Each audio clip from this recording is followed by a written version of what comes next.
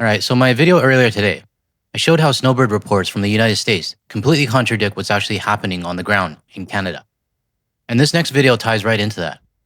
Because if you're still going to the United States, you're either going to drive down and get scrutinized by CBP, or you're going to fly to airports that are currently dealing with massive congestion. So in this video, I want to talk about the latest wave of reports about the US airport delays and how this could still affect Canadians who are choosing to do stopovers in the United States.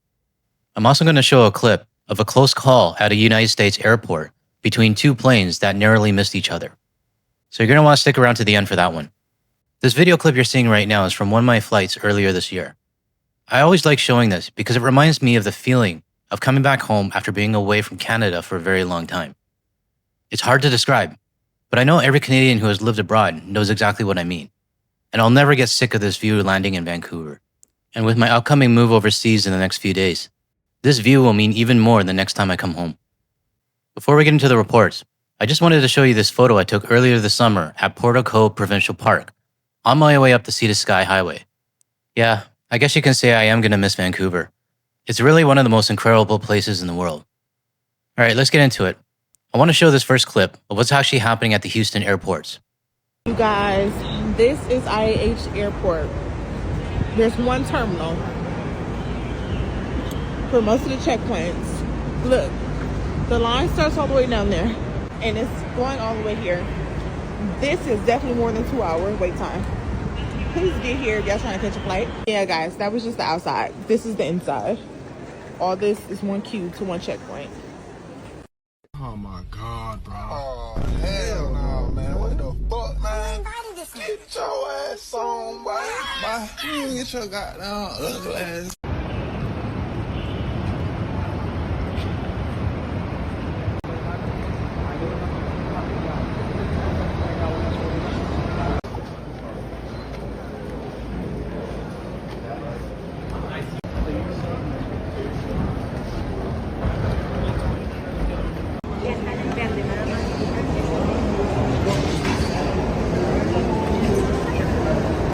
When the US government shutdown first started, I said passengers would really start to feel the delays in about 3 or 4 weeks. Well, we're at that point now, and it's not going to be every airport melting down all at once. But with TSA and ATC not getting paid, the sick leaves are coming in fast. And the problem is that you don't know which day it's going to hit. One day, everybody might show up for their shift, and things move along. The next day, half the staff call in sick, and suddenly the entire airport is frozen, kind of like these past videos. And can you blame them? They're not getting paid. I'm tired of seeing people brag that their flight was fine or they got through security in 5 minutes, and therefore these delays are being overblown. I even had people emailing me telling me my videos about TSA and ATC is propaganda. This is not a risk I would want to take.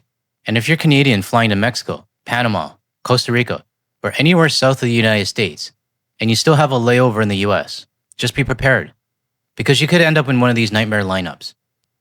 All right, let's take a look at what the US media is actually saying about this.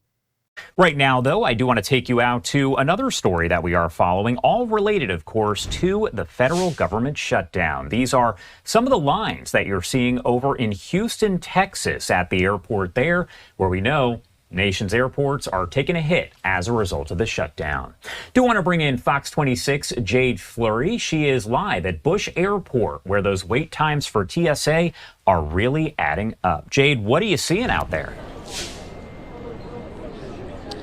Yeah, that's right. Around 6 this morning, Central Time, the TSA wait times here at Bush Airport were about an hour and a half. Now that number has jumped up to 3 hours. So just 3 hours. Good luck making your next flight on time. That basically means you're showing up at the airport at least 5 hours early just to be safe. Now I know Canadians flying out of our international airports, we have pre-clearance. So when you land in the United States, you're usually coming in through the domestic terminal, and hopefully you can go straight to your next gate without dealing with the TSA lines again. But I wanted to share a story from my younger days, back in the early 2000s, when I didn't know what I was actually doing. I was heading to San Francisco in the Bay Area, and I found a cheap flight, but the connection was in Portland and the flights were on 2 separate tickets. I think the first one was United and the second was Delta. I was young and dumb and I wanted to save $200. When I landed in Portland, I had to grab my bags, recheck them in, go back through TSA, and I barely made it for the next flight. If this exact situation happened today, with the government shutdown, there would be no way in hell I would be able to make that flight. So please, avoid any stopovers or layovers in the United States. It's just safer to avoid the United States altogether. So don't be like the young and dumb version of me, who tried to save an extra $200. Ever since that trip, I never bought separate tickets again, and I avoid stopovers wherever I can. Not just because of the political chaos in the United States, but just travel in general. Take a look at these long lines that travelers are having to wait in just to get through TSA and get to their gate. Now, keep in mind that 3-hour wait time that we mentioned is only an estimate. Houston Airport says on their website that the security lines may actually be longer than what's shown on their website. Now, again, these delays are because of a TSA staffing shortage caused by the ongoing government shutdown. Right now, only terminals A and E at Bush Intercontinental Airport are currently processing passengers through security. Meanwhile, at Hobby Airport, they're expected to have fewer lanes available. Now keep in mind, on this day that this report was filmed, it's complete chaos. Tomorrow, all staff could show up and things might look normal again. But I'm not the type to gamble on that, especially in a situation like this. Now, on Friday, the Federal Aviation Administration said that 13,000 air traffic controllers have been working without a paycheck for weeks. Again, this is amid the ongoing government shutdown entering into its second month. Now, U.S. Transportation Secretary Sean Duffy has been warning travelers that they will start to see more flight disruptions the longer the controllers go without a paycheck. Now, with these staffing shortages contributing to the slower operations, some travelers are having to rebook their flights as a result. So yesterday, United sent no information really, not particularly for the hours of the queues. We saw it on TikTok or whatever people see on social media. We were here in plenty of time. We queued for 5 hours. There wasn't one piece of information. There wasn't one announcement. No one gave water. Somebody fainted. We had medical. The people lining up were absolutely fantastic. There was no complaining. Everyone just got on with it. I felt really sorry for the United staff. I thanked them all for turning up for work, because what else can they do? Now, whether you're flying out of Houston, Bush, Hobby, or honestly any airport across the country, airport officials are urging people to get to the airport early and leave plenty of time to get through security. So at this rate, you would basically have to get to the airport around 6 hours earlier, if passengers are already waiting 3+ hours just to get through TSA. Now we know what the sick calls are doing for the TSA side, but the next part is just as big, maybe even more important. TSA keeps the weapons off the plane. ATC keeps the planes from colliding in the sky and on the ground. Both matter and both are pretty critical. I'm not sure how you weigh which one is more important. And this next report shows how close things are getting because 2 planes almost collided.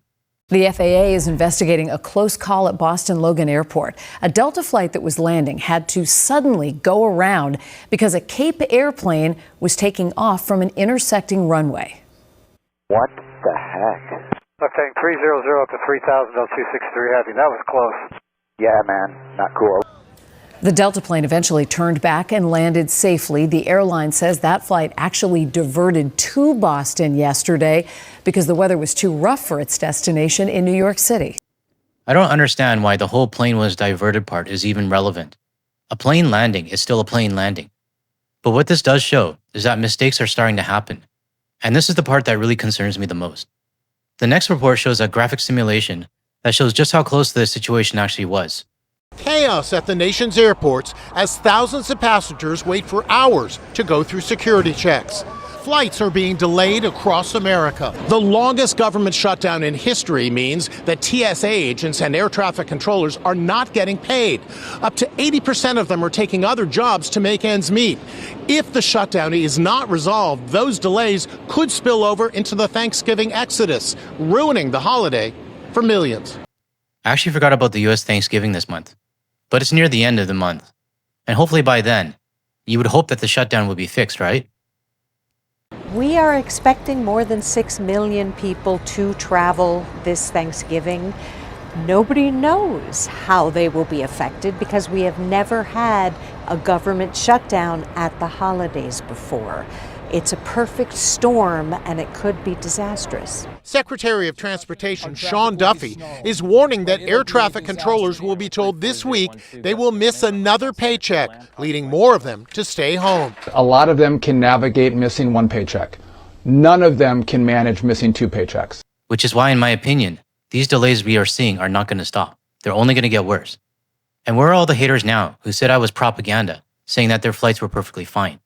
Your flight might have been fine, but it's pretty clear that there are problems. Like I said, you can't predict this shit, and you just happen to be lucky, unlike the thousands of passengers in the video who were not.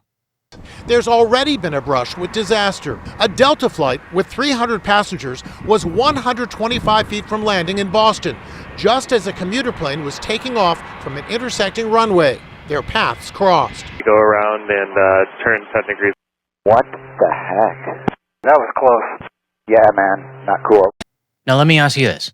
That ATC controller who made the mistake, what do you think is going through his mind right now? Here's what I'm thinking, and you can tell me in the comments if you agree. How am I going to pay my rent or mortgage? How am I going to pay my car payments? How am I going to buy groceries next week? How am I going to pay my health insurance premium?